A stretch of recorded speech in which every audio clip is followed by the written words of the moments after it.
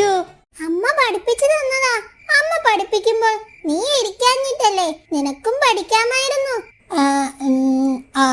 അത് പിന്നെ മുത്തശ്ശി, ഇന്ന് ഈ വയലിൽ വെച്ച് ഒരു കഥ പറഞ്ഞു തരുമോ?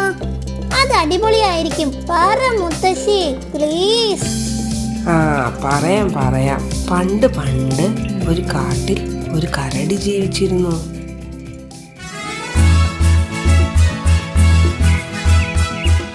പുഴയിൽ നീരാടിയും മീനിനെ പിടിച്ചും അവർ സന്തോഷത്തോടെ അവിടെ കഴിഞ്ഞു. അങ്ങനെ ഇരിക്കെ സ്വന്തം കാട്ടിൽ വരൾച്ച വന്നു.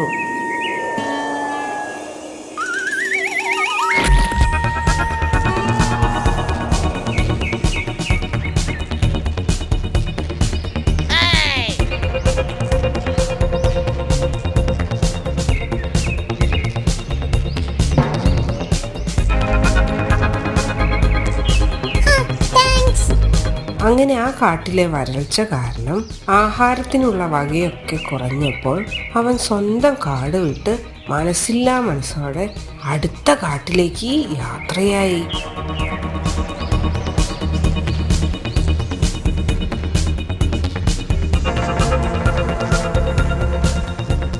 പെട്ടെന്നാണ് കരടിക്കുട്ടൻ ഒരു കാര്യം ശ്രദ്ധിച്ചത്. ദൂരെ അതാ ഒരു ചെറിയ കുടിൽ. കരടിക്കുട്ടൻ മറ്റൊന്നും ആലോചിക്കാതെ കുടിൽ ലക്ഷ്യമാക്കി നടന്നു. നമ്മുടെ മൂങ്ങ സന്യാസിയുടെ കുടിലായിരുന്നു അത്. അവിടെ ധ്യാനത്തിൽ മുഴുകിയിരിക്കുകയായിരുന്നു നമ്മുടെ മൂങ്ങ സന്യാസി.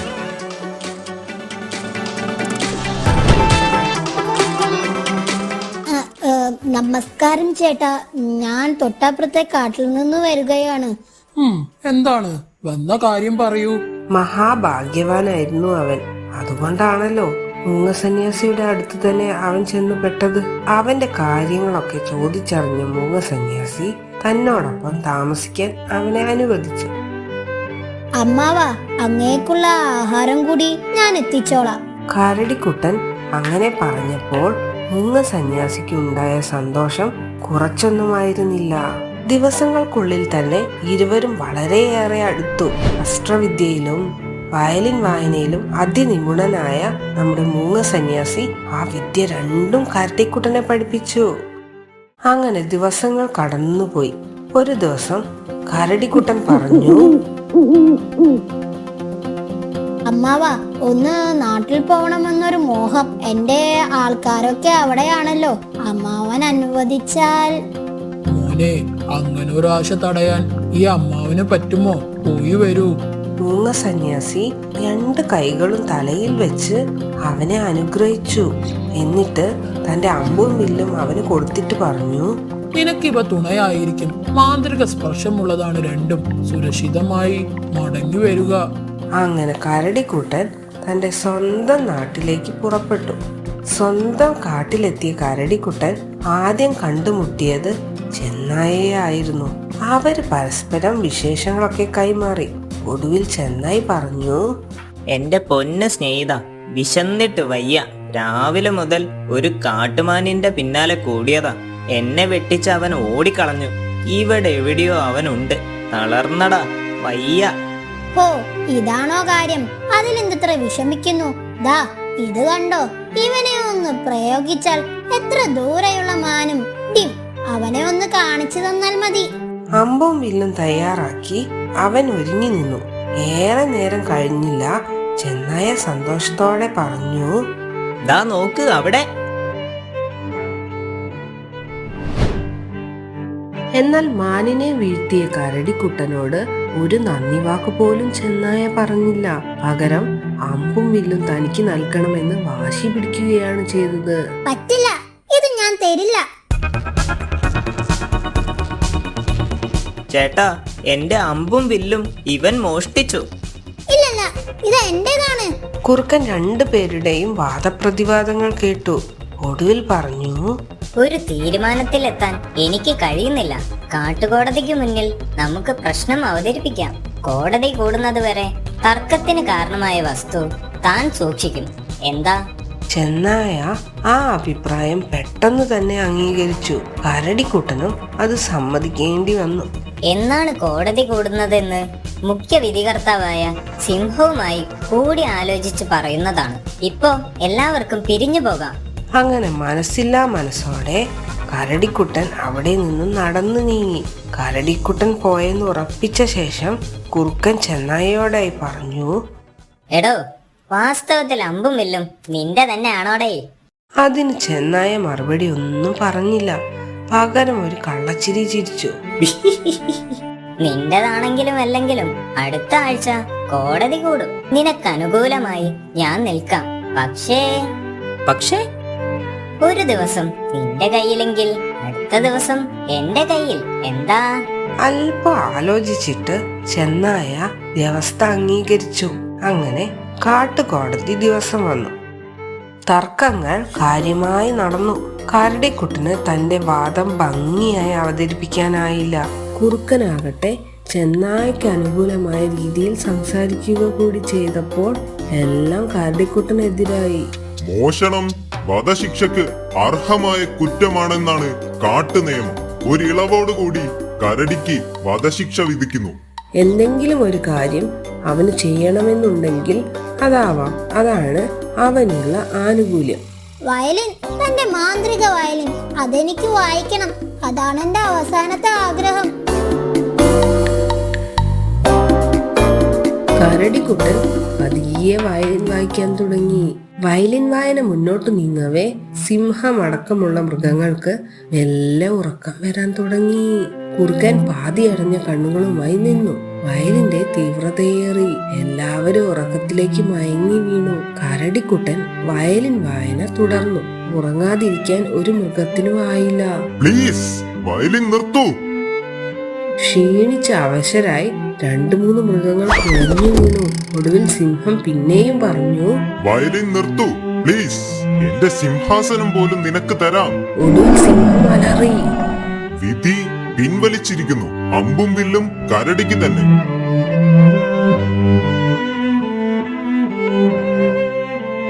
ഇതിൽ നിന്ന് നമുക്ക് എന്തു മനസ്സിലാക്കാം? ചതിയിലൂടെ നേടിയതൊന്നും ശാശ്വതമല്ല.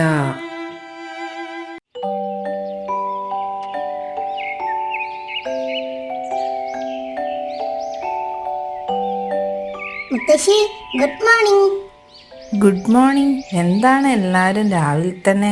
ഇന്ന് സ്കൂളിൽ പോകാനില്ലേ? ഇന്ന് ഞായറാഴ്ചയല്ലേ മുത്തശ്ശി? ഓ, മുത്തശ്ശി അത് മറന്നു. സ്കൂളിൽ പോവാനില്ലാത്തത് കൊണ്ടല്ലേ മുത്തശ്ശിയുടെ അടുത്ത് ഞങ്ങൾ രാവിലെ തന്നെ വന്നത്. മുത്തശ്ശി, ഇന്നൊരു കുറുക്കന്റെ കഥ പറഞ്ഞു തരുമോ? അതിനെന്താ, വാ ഇവിടെ ഇരിക്കേ. പണ്ടൊരു കാട്ടിൽ മടിയനും ചതിയനുമായ ഒരു കുറുക്കൻ ഉണ്ടായിരുന്നു.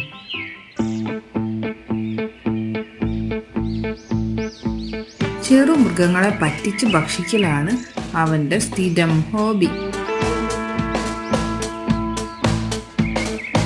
ഓ, വിശന്നിട്ട് വയ്യ. മുയലിറച്ചി കഴിച്ച കാലം മറന്നു. ഇന്ന് എന്തായാലും ഒരു മുയലിറച്ചി കഴിച്ചിട്ട് തന്നെ ബാക്കി കാര്യം. ഇതും പറഞ്ഞ് കുറുക്കൻ വീട്ടിൽ നിന്നും പുറപ്പെട്ടു.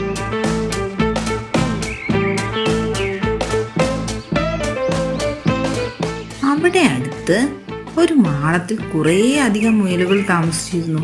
അവിടേക്കായിരുന്നു നമ്മുടെ കുറുക്കന്റെ യാത്ര. അധികം താമസിയാതെ തന്നെ കുറുക്കൻ അവിടെ എത്തി. അയ്യോ കുറുക്കൻ, ഓടിക്കോ! ഇത് കേട്ട മറ്റു മുയലുകൾ രക്ഷപ്പെടാൻ വേണ്ടി പരക്കം പാഞ്ഞു. പലരും മാളത്തിൽ കയറി ഒളിച്ചു. കുറുക്കൻ അവിടെ വന്ന് നോക്കിയപ്പോൾ ഒരു മുയലിനെ പോലും കണ്ടില്ല.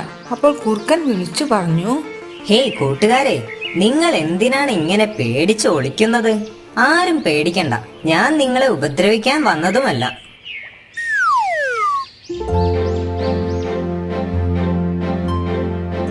അതെ, നിങ്ങൾക്കൊരു കാര്യം അറിയോ? ഞാനിപ്പോ മുയലിറച്ചി കഴിക്കാറില്ല, ഒരു ജീവികളെയും ഉപദ്രവിക്കാറുമില്ല. ഞാൻ സന്യാസത്തിലേക്കുള്ള വഴിയിലാണ്.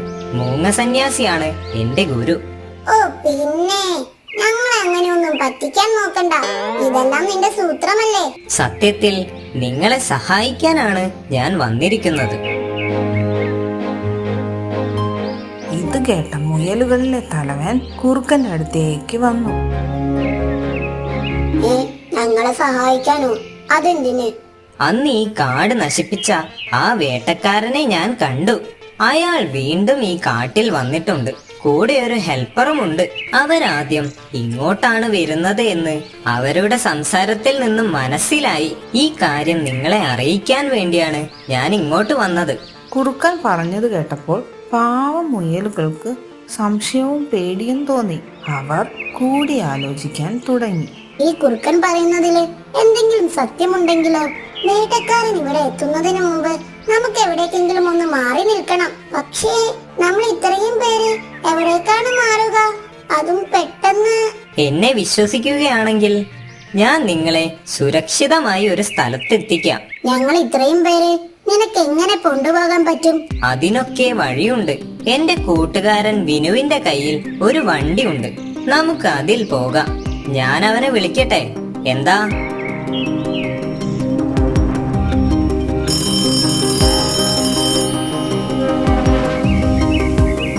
ഹലോ.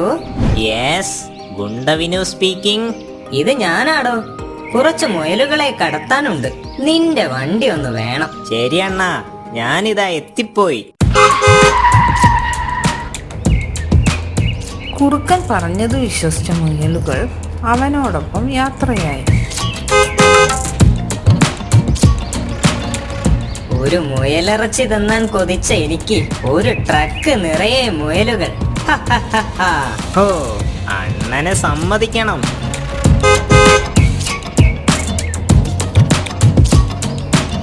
ഇവരെ സുരക്ഷിതമായി എത്തിക്കാം എന്ന് പറഞ്ഞത് നമ്മുടെ വയറ്റിലേക്കാണെന്ന് ഈ മണ്ടന്മാരുണ്ടോ അറിയുന്നു? നിങ്ങക്ക് കാഞ്ഞ ബുദ്ധി തന്നെ എന്റെ അണ്ണാ. എന്താ അണ്ണാ ഒരു സംസാരം? എന്തെങ്കിലും പ്രശ്നമുണ്ടോ? ഹേയ്, ഒരു പ്രശ്നവുമില്ല. എല്ലാം ഇതുവരെ സ്മൂത്ത് ആയിട്ട് പോകുന്നുണ്ടെന്ന് പറഞ്ഞതാ. നന്നായി മുറുക്കി പിടിച്ചോ, സ്പീഡ് കുറച്ച് കൂടുതലാ.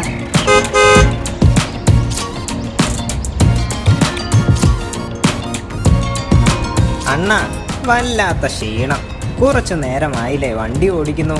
നമുക്ക് ആ കാണുന്ന വലിയ ഗുഹയിലേക്ക് വണ്ടി ഒതുക്കിയിടാം. ചെറിയ വിശപ്പുമുണ്ട്. ഏത്? നീ നിന്റെ ഇഷ്ടം പോലെ ചെയ്യടാ. നമുക്കിനി ഒരു മാസം അടിച്ചു പൊളിക്കാം. അങ്ങനെ ട്രക്ക് ഗുഹയിലേക്ക് നീങ്ങാൻ തുടങ്ങി. ഇത് ശ്രദ്ധയിൽപ്പെട്ട മുയലുകളുടെ തലവൻ ചോദിച്ചു, ചേട്ടാ, ഈ ഗുഹയിലേക്ക് എന്തിനാണ് കയറുന്നത്? ഇത്രയും ദൂരം സഞ്ചരിച്ചില്ലേ, അല്പം വിശ്രമിച്ചിട്ട് പോകാം, എന്താ? അയ്യോ ചേട്ടാ, അതിൽ കയറരുതേ. ഹേയ്, ഒന്ന് ചുമ്മാ ഇരിയടെ. വിശ്രമവും ആവാം, ഞങ്ങൾക്കല്പം വിശപ്പും മാറ്റാം. അങ്ങനെ ട്രക്ക് ഗുഹയ്ക്കുള്ളിലേക്ക് നീങ്ങി.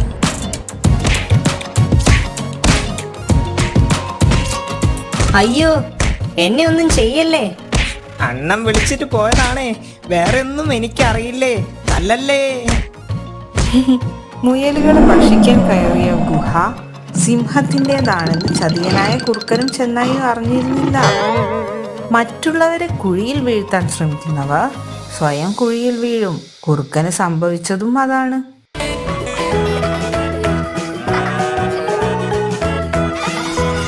Ha ha ha!